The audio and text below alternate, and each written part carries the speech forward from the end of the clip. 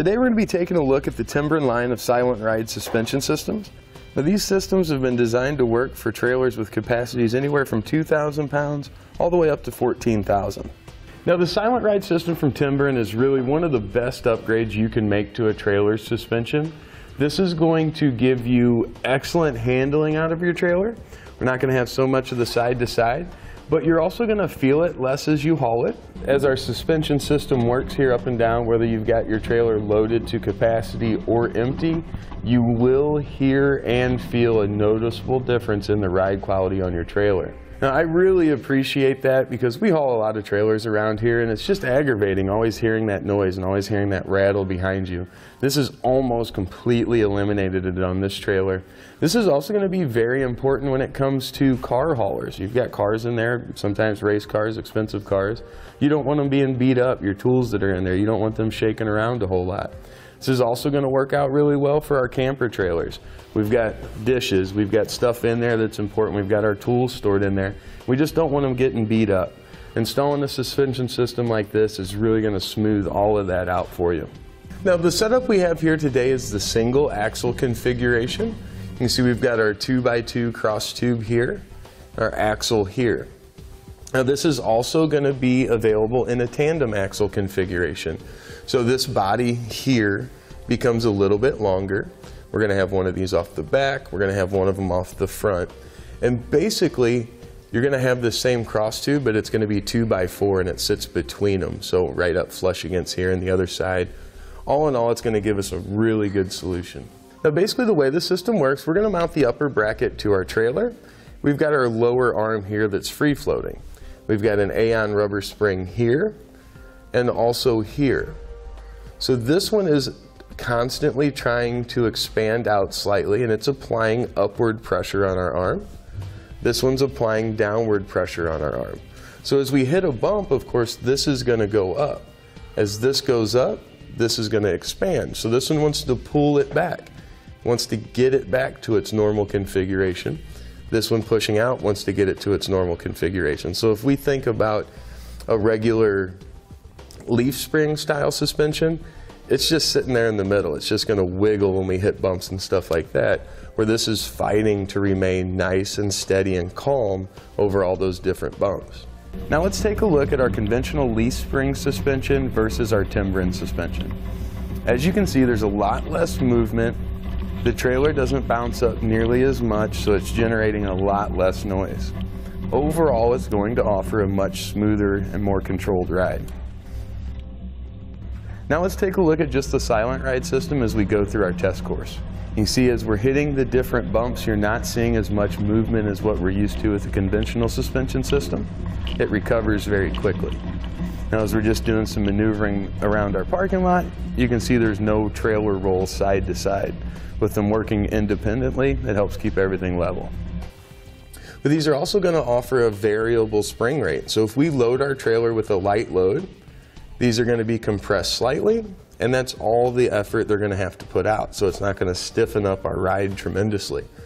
As our load gets heavier and heavier, these compress more and more, they're going to get stiffer and stiffer, so they're almost going to adjust for the load that you put on to maximize your ride quality. Now the brackets we have here, of course, these are going to be heavy-duty steel construction. They've got the black finish on it, help resist any kind of corrosion or issues like that for a long time to come. Now on your tandem setup, there's a huge advantage in how the Timbren system equalizes the weight equally across your axles.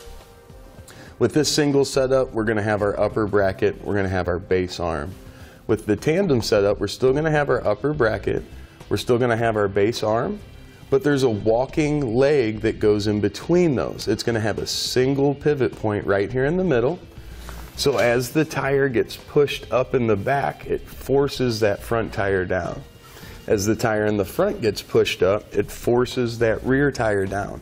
It maintains equal load across both axles at all times. That's something we don't see in leaf spring suspensions. Even with equalizers installed, they just don't transfer that properly. Now one thing to keep in mind when installing this system is that we need to reuse your existing axle. Where it meets the silent ride here, they provide us with this axle seat. So essentially you're going to remove your old axle. You're going to grind those spring seats off of it to get it nice and flat.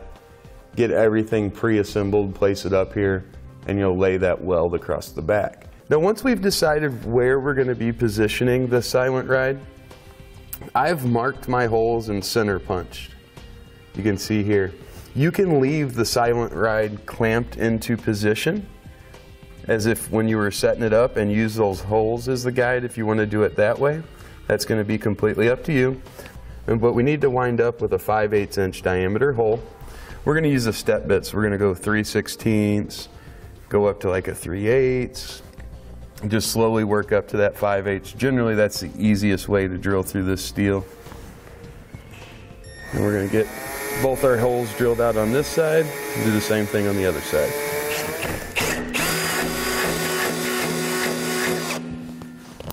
Now that we got our holes drilled, we're going to take our hardware, get it put in place. We're using 5/8 diameter bolts. You want to use at least grade 5. These happen to be grade 8.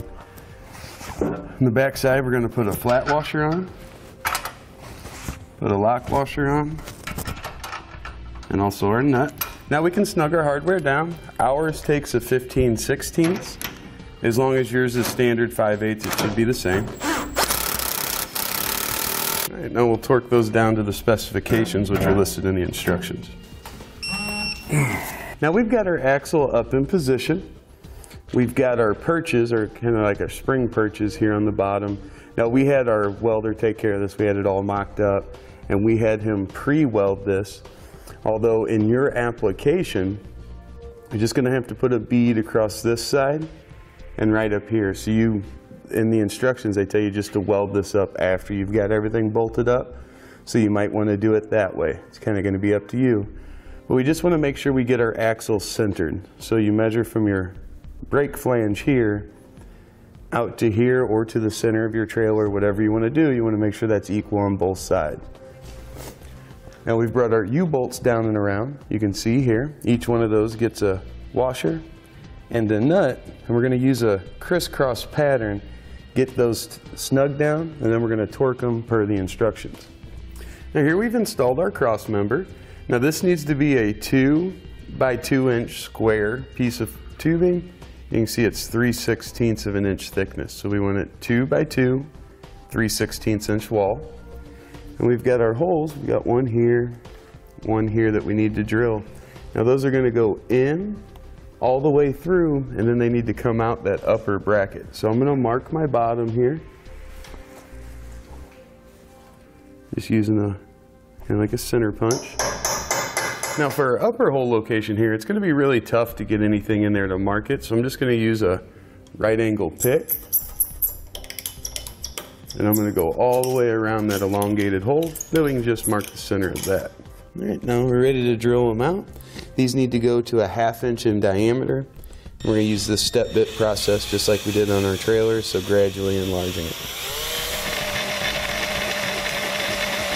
Now once we have the 4 drilled out here on this side, we're going to flip it over and use our marks to drill our holes on this side.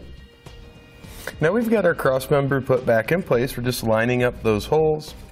We want to take our bolt, we're going to pass it up through, and on the top we're going to be using a nylon lock nut. Now depending on your application, this might be pretty tight fit in here.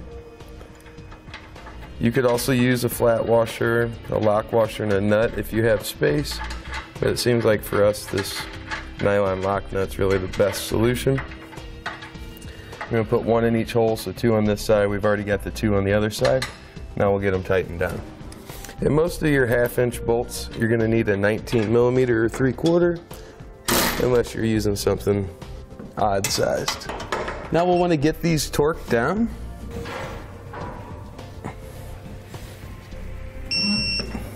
Now once we've got all that torqued down to specifications, we've gone through everything, make sure everything's nice and secure, it's time to just basically rebuild our axles. And that's going to complete our look at the Timbren line of Silent Ride suspension systems.